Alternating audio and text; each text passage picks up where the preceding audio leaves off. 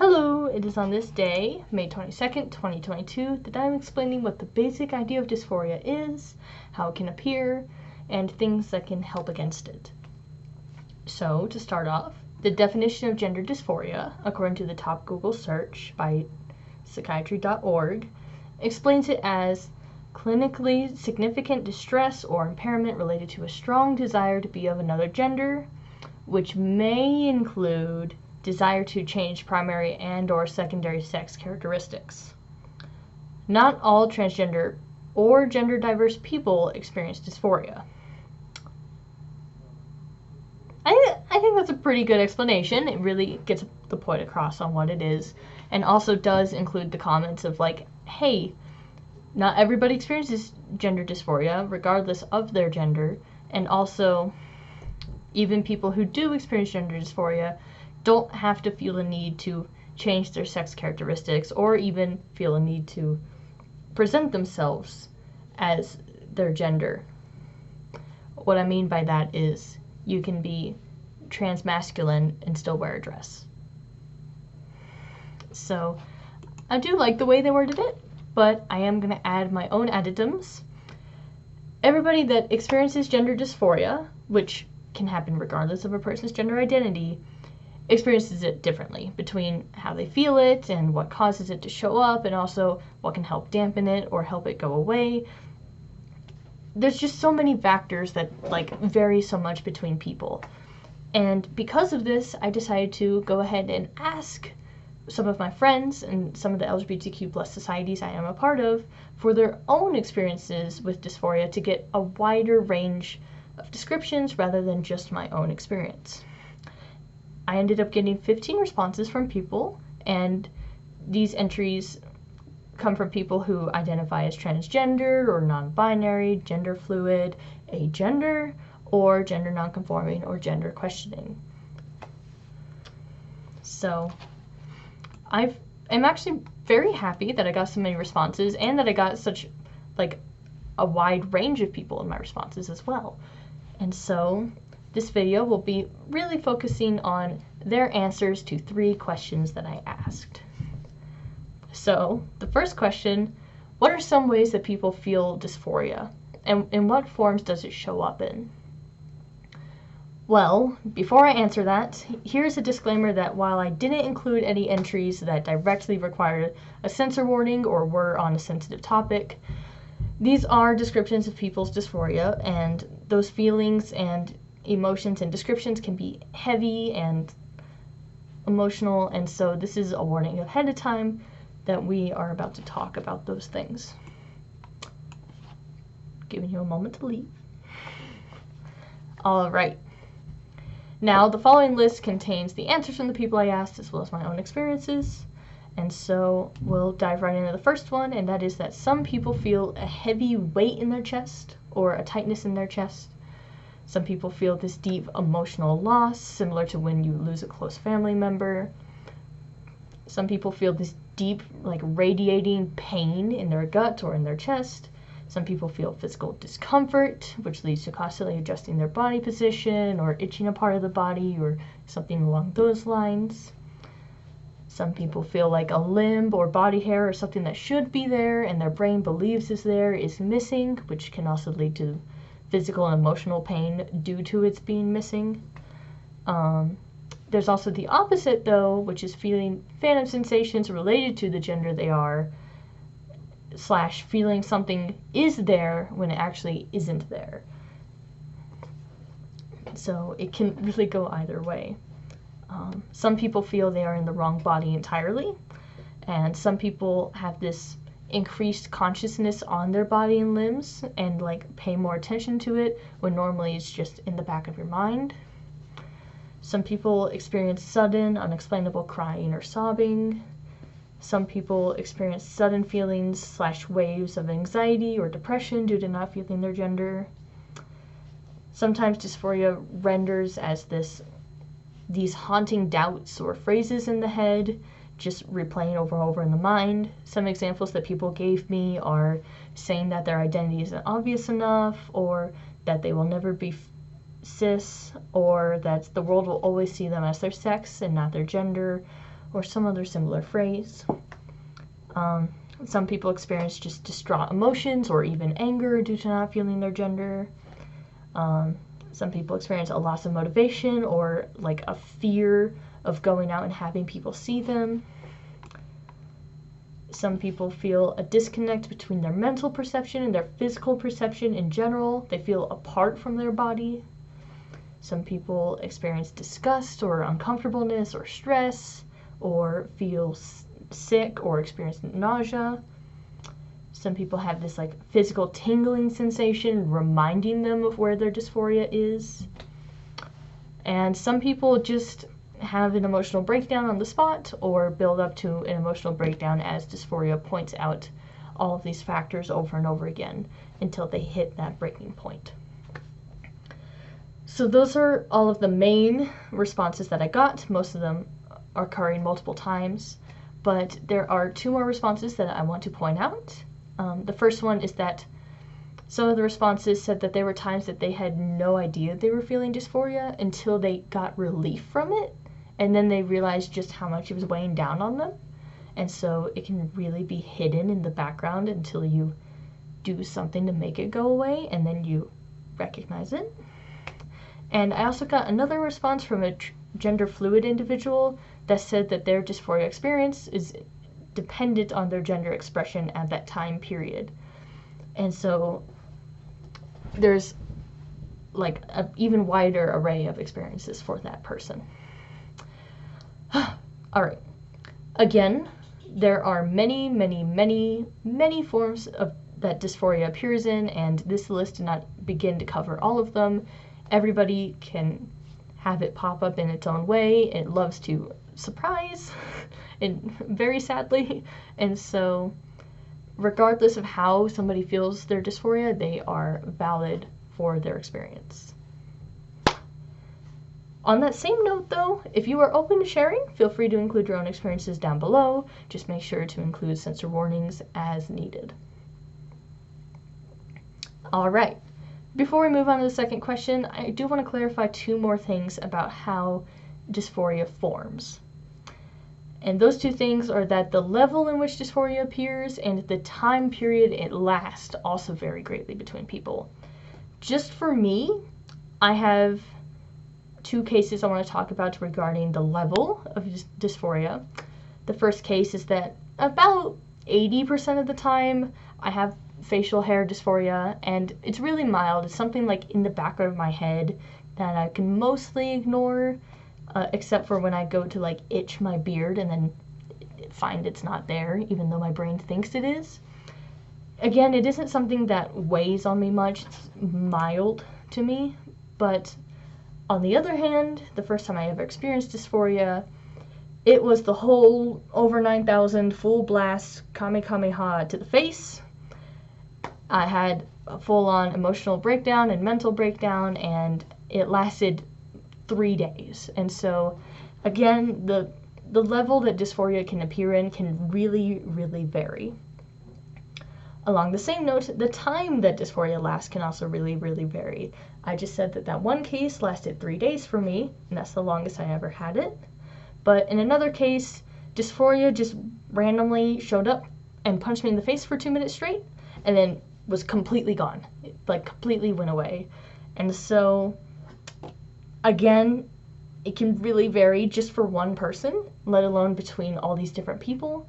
And so, just knowing that dysphoria doesn't have one explanation or one way it appears, or one time frame it can appear as well.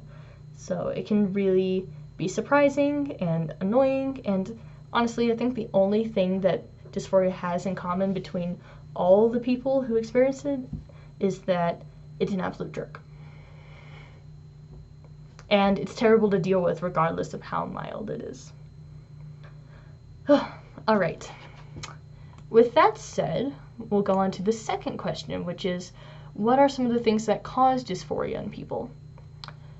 And again, before we dive into these specific results, I want to include the answer that I received the most, which is that for a lot of people, dysphoria can be completely random. But also, there were handfuls of people that never had it random, or sometimes had it random, but also sometimes had causes. And so while a lot of people pointed out to me that for them it was completely random, there were also people that didn't have that kind of experience. And so I just want to, again, cover even that varies between everybody. All right, so now we dive into the results, which I kind of organized by category, but some of them jump a little bit between categories. The first category is in a social context. So things that cause dysphoria in a social context are being misgendered. This includes honorifics or pronouns, or not being perceived as their gender, or not hearing the right name. Talking about gender negatively, or people acknowledging their assigned sex, even if it's done in a respectful way or in a nice conversation using terms like AFAB. It can still trigger dysphoria, even if it's not misgendering or is done in a respectful way. For cases where people are, for example, gender fluid or using any/all pronouns, hearing the gender or pronoun linked to their sex too often or solely can cause dysphoria. I want to reiterate this right now. Again, if people have multiple pronouns, don't just use the one associated with their sex, because that's what literally everybody else is also doing, and then they'll never hear any of the other pronouns, and that is wrong and invalidating to them. And so I highly recommend just varying up the pronouns, or anything that they ask you to vary up, so that that doesn't happen. It is something that happens a lot, and I know a lot of people who talk about it. So don't do that. Advice for the day. All right. The next one, sometimes participating in societies or clubs that are targeted towards a person's sex. I gave an example for this one in case that one didn't make sense. And so an example in my life is that I am a part of WOA, which is Women in Aeronautics and Astronautics. It's a group I want to support and a group I relate to, but also I'm apart from because I'm not a woman. And so societies like that can stand out to people and cause dysphoria just being in them. Hanging out with cis people, even though sometimes it can be affirming and helpful if you feel like it can fit in, it can also cause there to be this imposter syndrome that people feel, or when there are topics that they can't talk about that come up, they feel out of place. And so that can cause dysphoria. Some things that are just gendered, in our societal norms, like talking about sports or knitting, or things that are just naturally also gendered in our social expectations, like using bathrooms, can cause dysphoria of all kinds, even if it's absurd that it is considered a gendered thing. Hearing gender terminology, even if it's in a health-related context, included in this is going to the doctor, can cause all kinds of dysphoria. And also, in the last one, the social category is not feeling fit enough or being called stronger fit. That's another thing that is stereotypically gendered, even though it shouldn't be, and so it can cause dysphoria in people. All right, now going to the physical category. Things that cause dysphoria are just reminders of physical parts of the body that they don't like. This isn't just genitalia or their chest, but can also be jawlines, body or facial hair, height, hand size, or even details as small as freckles can cause dysphoria. A quote you'll hear people say is that dysphoria does not discriminate. It will find something to make you feel it. Also in the physical category, similar, but I decided to keep it apart, is body weight. That's one that actually showed up quite a lot and can cause a lot of dysphoria to people. For AFAB individuals, in case you didn't know, AFAB means assigned female at birth. Menstrual cycles can cause dysphoria very hard. Hearing their own voice. This also includes the customer service voice, which stereotypically is said by AFAB people, but I think a lot of people can relate to the customer service voice, and it's this phenomena where their voice shoots up or shoots down to the register that they were trained to do by society, even if they don't want their voice to sound that way. And so that can cause dysphoria. Another thing that causes dysphoria is just how they walk or stand, especially when people point it out. Seeing cis people and their bodies can sometimes randomly cause dysphoria, especially in cases where the person already experiences envy towards their body. It can just really heighten dysphoria. When I say envy, an example would be like penis envy, rather than like envy of the like person's situation, if that makes sense. Another thing that can cause dysphoria is looking in the mirror, whether that is seeing yourself or also just the act of looking in the mirror. And the last one, seatbelts. Seatbelts can cause dysphoria for people, and you can probably figure out why. In the mental category, some people feel dysphoria just because of the stress that they are not passing, or if they are already stressed or anxious, it is more likely that dysphoria will occur for them. Some people feel dysphoria just imagining what they look like or fantasizing with their body, and that can just start the dysphoria going. While this is a situation that usually can be very affirming to people, there's also times where when they know their sex while they are passing to someone that has no clue that they are passing, I'll explain that in a second, that can remind them that they aren't cis and then cause dysphoria. So let's say there's a conversation happening and this person is, again, perceiving this one as their gender. This is the person who has their gender. This person's perceiving this person's gender correctly, but this person just has these thoughts in their mind that this person doesn't realize that they're that this person's trans or whatever identity, and then it reminds them that they're not cis, and then reminds them, hey, dysphoria is a thing, and down a slope. Usually that situation can be affirming to people because they are being gendered correctly, so it can really go both ways.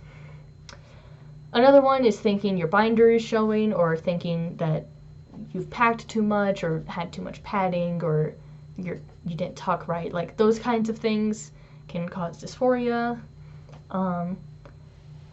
Another one is feeling you fit in with your sex, but then also being a different gender. Again, to explain that one in case the wording was too ambiguous. If there's like a group of girls and you like feel like you fit in with the group of girls, but you're not a girl, that can cause dysphoria. And another one that multiple people said was that handwriting, like just recognizing their handwriting isn't how they want it to be, can cause dysphoria. Again, there are many, many, many, many, many more, and these are just a few, mostly ones that like overlapped between people. And so a lot of the very specific ones for individuals that most people don't notice or experience weren't necessarily included in this list.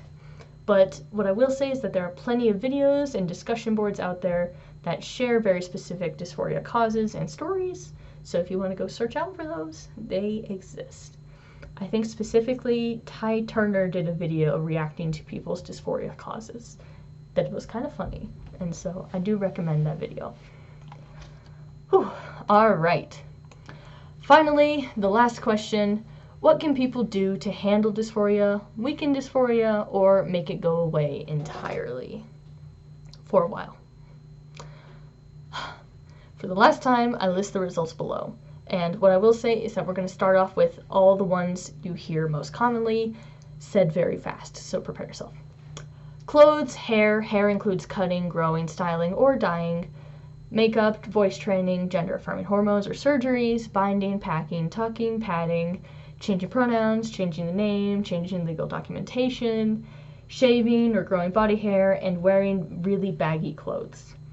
The reason I included baggy clothes is that pretty much every identity that showed up on my survey said baggy clothes at some point. And so I think it's really interesting that that was actually across the board. So those are all the most common and the ones that we hear about the most frequently on the internet or said by people. But I also have a list here of ones that, again, came up multiple times between people and I thought were interesting to include. So something that helps some people with dysphoria is drawing OC characters they relate to, or having characters in video games or D&D that they can see themselves in. One of the things that really made me want to include this is that this was actually one of the first indicators that helped me find out I was trans, was the fact that I was doing that so much. Having gender affirming and generally kind, loving, and respectful partners to help them through along the same lines. Having friends, particularly ones that can relate or just be there for you, are very helpful to deal with dysphoria. Watching TikTok compilations of their gender was one I got a few times. I also want to just add on to that, like watching the LGBTQ plus community being represented on the internet or in TV or in books can also really help with dysphoria sometimes, just seeing that recognition. Self-affirmation, reminding themselves that it doesn't matter what others think and that we are all valid. Listening to music sung by people with the gender they feel or with lyrics that make them feel affirmed is a good one. I'll be honest, I have songs that say my son, and it hits all the buttons, it hits all the happy buttons.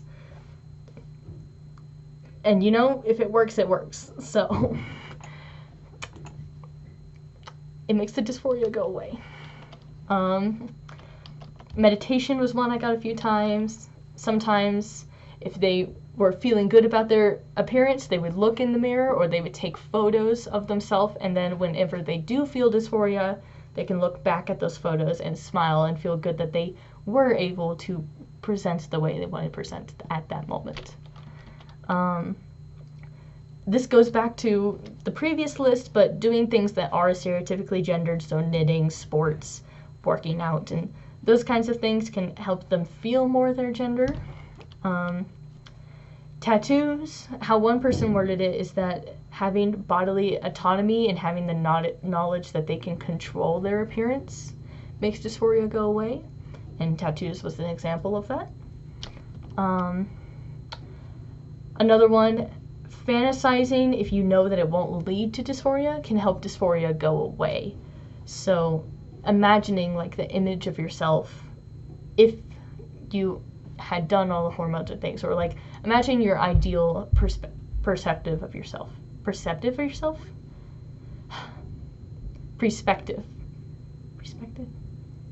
Ideal image. Sorry, my brain's dead. Having a gender therapist to talk to about dysphoria can help dysphoria go away. Soap, cologne, perfume, and other smells that, again, are stereotypically gendered at the store can help people feel their gender or feel more ambiguous with gender. And the last one I included, it's a little bit sarcastic but also serious, is that you could go watch and read Heartstopper or other LGBTQ plus stories, because plenty exist out there. You just sometimes have to do a little bit of digging. And again, having that representation, whether it's books or in shows or on the internet, can really help with dysphoria. All right, so those are all my lists. For the third time now, I want to say that, again, this varies between all people, and everybody has their own specific things that can help them, and these are just some ideas that people have and experience. Again, since this doesn't cover them all, feel free to share your own experiences and your own comments on what helped you with dysphoria in the comment section down below. And that is all I had to say about dysphoria in this video. Again, in summary, any gender identity can experience it. It varies greatly between people in terms of what form it shows up in, how long it lasts, or how strong it is, with what causes it, or how random it is, and also the methods that help people combat dysphoria vary greatly between people. Whew. Hopefully this video provided insights on how people experience dysphoria, and also explains why these things that help against it are so important, and why gendering people correctly is very important to their well-being. I did get some responses that were on the darker side and showed how far dysphoria can go, and I say that just to really convey that yes, being able to talk about these things and have those things that help people can really, really, really, really, again, help people and save them. And so giving people access to these resources that help them is really important, and again, giving support to all these people when they feel dysphoria or other negative experiences based on how their identity is treated is something that we should focus on helping with as a society. And so I really hope that we see more of those resources, and I will include some in the description below. Whew. Thank you for watching, and thanks to all the people who gave me responses for this video. I hope to see you all soon. Have a good one. Goodbye.